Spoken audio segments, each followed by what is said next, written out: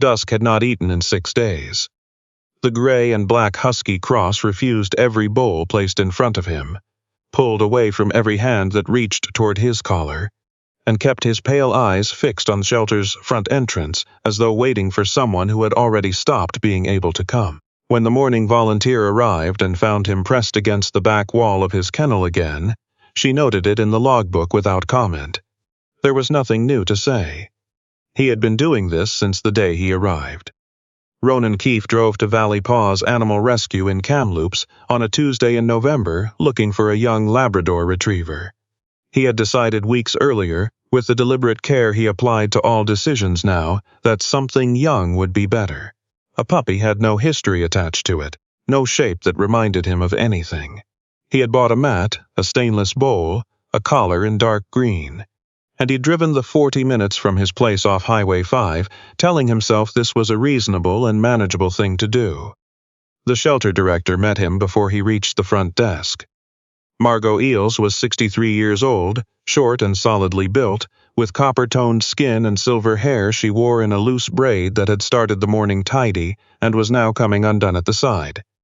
She had directed Valley Paws for 21 years. The watchfulness behind her eyes was the kind that came from observing frightened animals long enough to recognize when a person was carrying the same thing. She told Ronan she needed 2 minutes before he went to the puppy section. He said he was there for a Labrador. She said she knew that, and she led him down a hallway anyway. At 59, Ronan Keefe still carried himself the way military service had built him.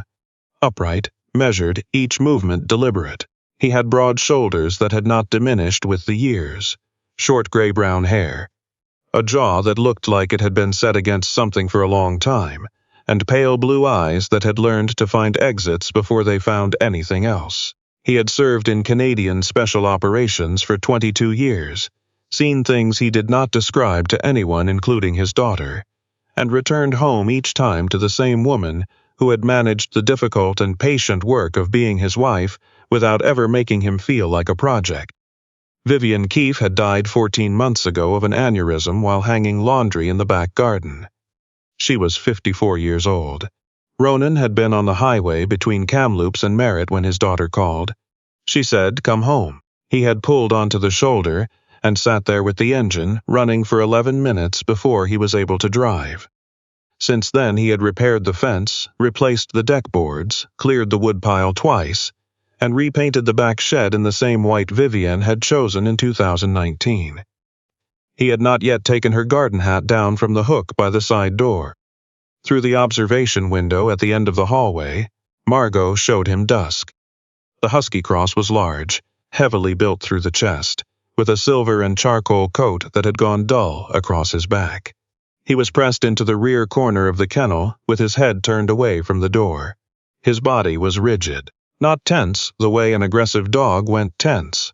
Tight the way something goes when it has learned that staying small and still is the only available choice. He was found off the logging road outside Merritt 3 weeks ago, Margot said. His owner was a man named Wendell Foss, 78 years old, retired, no family nearby. A neighbor who hadn't seen him in several days asked to check on the property, and when the RCMP went in, they found Wendell in his armchair by the window. She paused. Dusk was beside him, had been for at least 4 days. Ronan looked at the dog. Since he came here, he's barely eaten. Doesn't engage with staff or the other dogs. He'll accept water if no one watches. Every time the main door opens, he lifts his head and watches it until it closes again. He's waiting, Ronan said. Yes. He doesn't understand. Animals rarely understand death, Margot said. They only understand the absence. Ronan stood at the window a moment without speaking. The dog had not moved. His pale eyes were aimed at the corner, not at the window, not at the door, as though even the direction of hope had become too heavy to maintain. "I came for a Labrador," Ronan said. "I know you did. I'm not asking you to take him home today. I'm asking you to go in and sit with him for 10 minutes. Ronan thought about the green collar in the truck, the new mat. He thought about how carefully he had arranged for something uncomplicated. 10 minutes, he said. Margot unlocked the door and stood aside. Ronan entered alone. The room smelled of antiseptic and wet fur, and the particular cold of a space that is cleaned often but never quite warm. Dusk's body stiffened the moment the door opened, his muscles pulling beneath his coat, his ears flattening. Ronan moved in a slow arc away from the dog and sat with his back partly angled to the wall, his knees up, his hands open and resting on the concrete floor. He did not speak for a while. He had learned, over many years, that silence was not the same as absence, and that frightened things needed to know the difference. Then he began talking. He described the drive-in, the black ice forming along the bridge outside Kamloops, the line of vehicles stuck behind a loaded log truck on the highway, the way the Thompson River looked flat and pewter-colored in November. He said the forecast was calling for snow by Thursday, and that he hadn't put the winter tires on yet, because he kept thinking he'd do it tomorrow, and tomorrow kept moving. Dusk did not turn from the corner. But after several minutes, one ear shifted, not toward the door, toward Ronan. Margot was watching through the window. She had witnessed this kind of thing before, the slow recalibration of a frightened animal toward a voice. But she had rarely seen it happen without the person in the room doing anything deliberate to encourage it. When Ronan stood to leave, Dusk had turned his head just far enough to watch him cross to the door. In the hallway, Margot told him that Dusk had a welfare transfer scheduled to a rehabilitation center in Kelowna in 4 days. Trained staff, fenced yards, a structured program, everything a dog in his condition needed. "I know you came for something else," she said, "but you could take him for 3 days. We'd provide everything, and he'd be ready for transport after." Ronan looked at the closed kennel door. 3 days doesn't fix a dog like that. "No," she said, "but 3 days could show him that not everyone leaves the way Wendell left." The drive home was quiet. Dusk rode in a borrowed travel crate in the back, pressed against the side, making no sound. Ronan described the road to him anyway, the same low rhythm he'd used in the kennel, not because he expected the dog to understand, but because silence felt worse than talking. A hawk was sitting on a fence post outside Heffley Creek, and he mentioned that too. The ear moved again, slightly, and he kept going. His house sat at the end of a gravel road bordered by ponderosa pines, a 2-story cedar place with a deep porch and a garden on the south side that Vivian had expanded every summer until there was no south side that wasn't garden. In November it was bare and frost black. He had left her tool bucket by the fence post where she'd last set it. He placed the crate on the porch and opened the door. Dusk looked at the opening, looked at the porch, looked past it at the dark line of pine trees beyond the yard. Ronan sat down on the top step and turned sideways and did not look at the dog. The temperature was 4 degrees.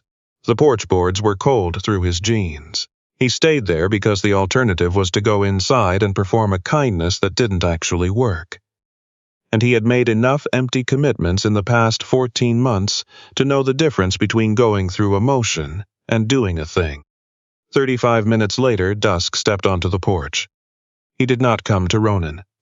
He moved to the far railing and stood there with his nose, working through the pines smelling dark, putting the geography of the place into whatever sense he had of the world. Then he followed Ronan inside, 3 feet behind, and immediately located the farthest corner of the front room, the one with a clear sight line to the door, and sat down.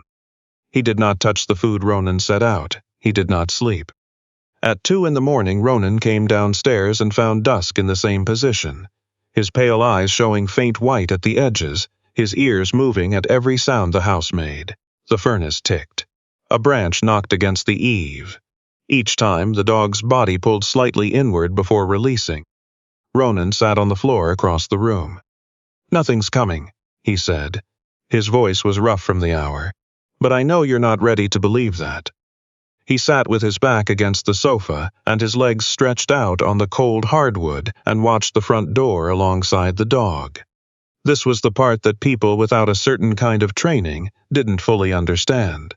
That sometimes keeping watch was not paranoia, but the only available form of care. You watched because you couldn't fix it, because the promise of presence was the only honest promise left to make. He didn't intend to sleep. He did anyway briefly, and woke with his neck stiff and the house pale with early light. Dusk was lying down. Not deeply, his eyes kept moving, but lying down, Ronan had not heard him move. The second day was smaller and slower.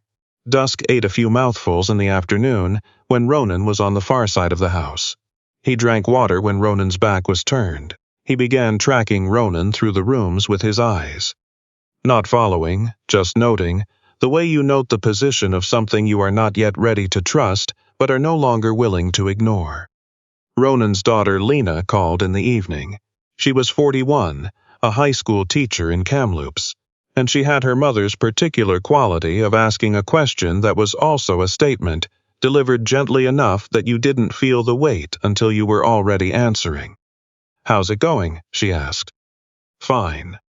Fine like fine, or fine like you haven't spoken to anyone all day? Both. A pause. "Dad, it's okay if this is hard." He didn't answer that.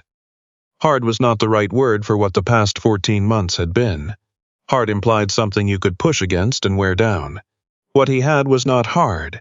It was permanent. He had learned to move inside it without disturbing it. The way you learn to move inside a damaged building without touching the walls. After he hung up, he stood in the kitchen for a moment. When he turned, Dusk was looking directly at him from across the room. Full eye contact, pale eyes steady. It was the first time. Ronan said quietly, "I know." The third night was the one that changed things. He had been asleep for about an hour when the dream came. Not a nightmare. Ronan had nightmares, had them regularly, had made a kind of peace with the particular darkness that followed certain work. This was different.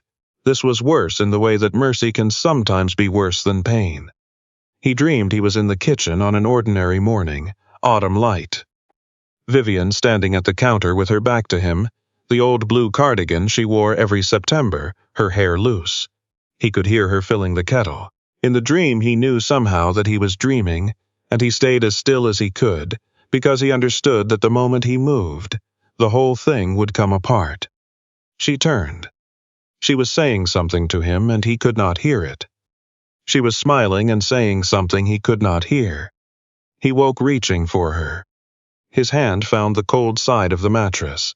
The room was dark, and the shape of it was exactly wrong. Too still, too empty, the weight of 14 months of that stillness sitting on his chest. Ronan made a sound that he had not planned to make, and did not recognize as coming from himself at first. It was not a word. It was the sound of something that had been held down a long time and had finally run out of surface to press against. He lay there and tried to recover the shape of himself. From downstairs he heard claws on the hardwood. Then silence. Then slowly more claws, moving toward the staircase. Ronan did not call out.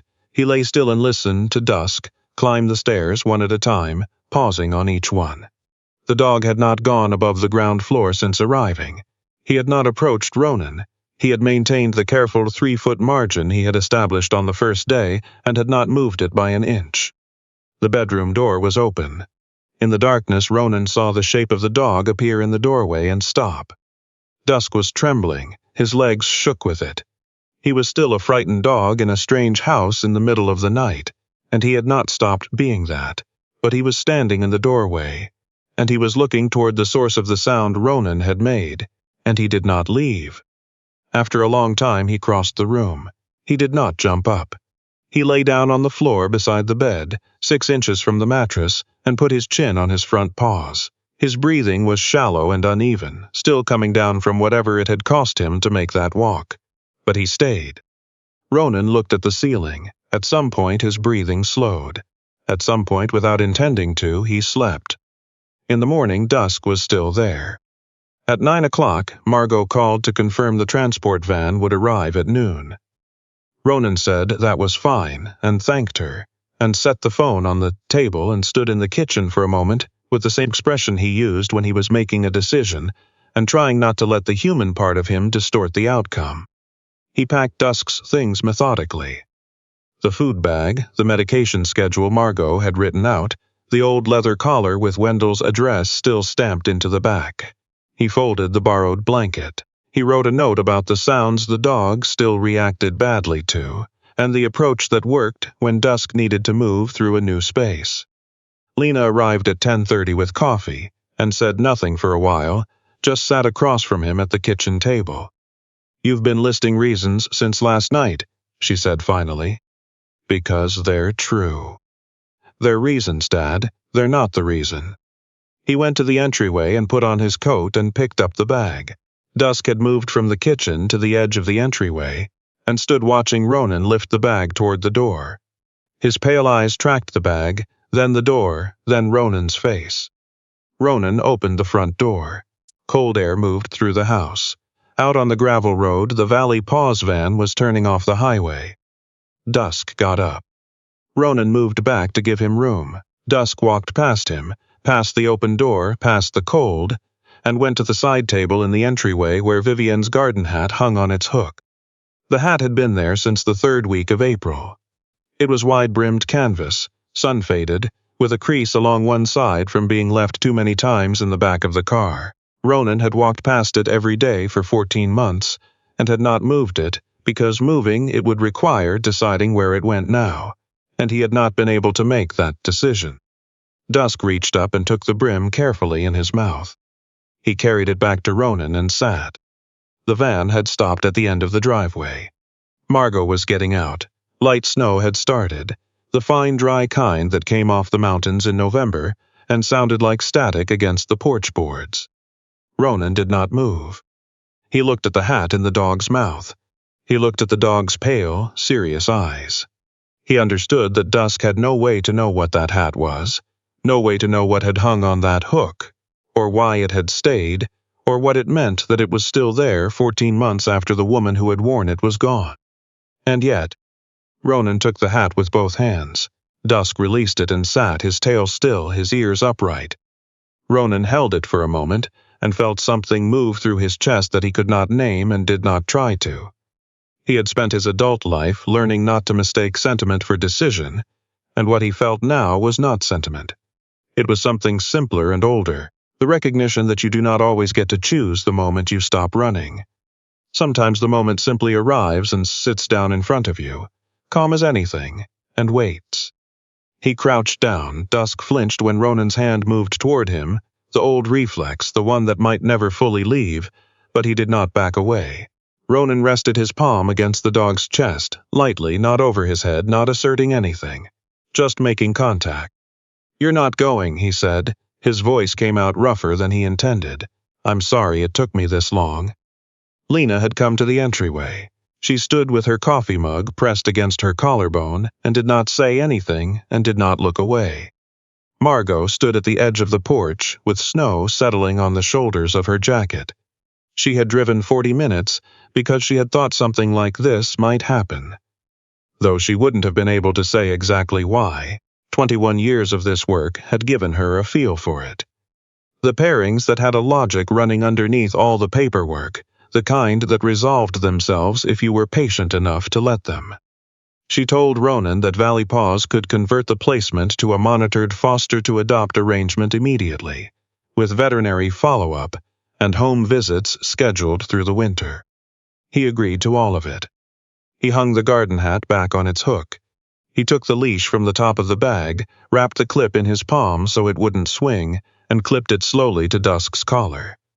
Dusk flinched at the faint sound, pressed his ears back hard, but kept his place beside Ronan's knee. Together they turned away from the open door.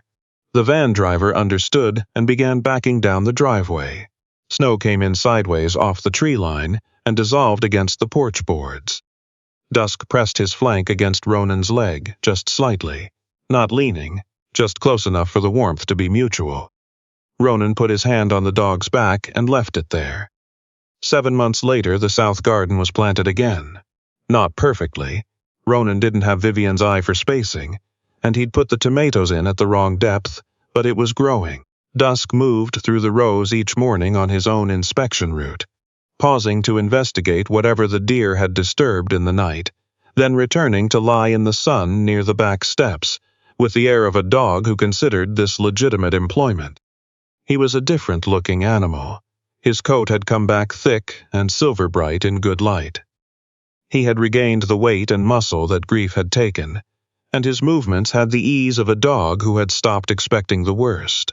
He still startled sometimes, a dropped tool, a truck backfiring on the highway, But the recovery came faster each time.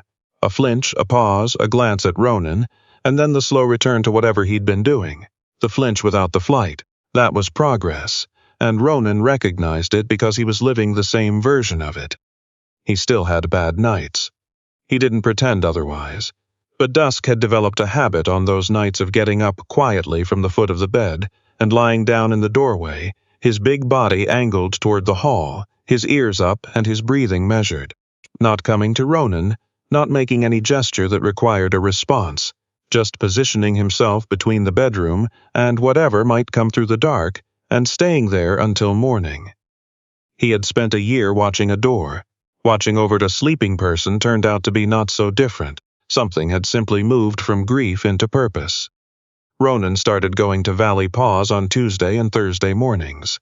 He fixed things when something needed fixing, and when there was a dog that wouldn't approach the staff, he asked Margot to put a chair outside the kennel. He sat in it, sometimes for 20 minutes, sometimes for 2 hours. He didn't bring food. He brought patience, which was the only thing that had ever actually worked on him, and he had a theory it might work on others. Margot told him once that in 21 years of doing this, the volunteers who helped the most were never the ones who tried the hardest. Ronan said he didn't know what he was doing. She said she knew. That was what made it work. Wendell Foss's old address tag was still on Dusk's collar.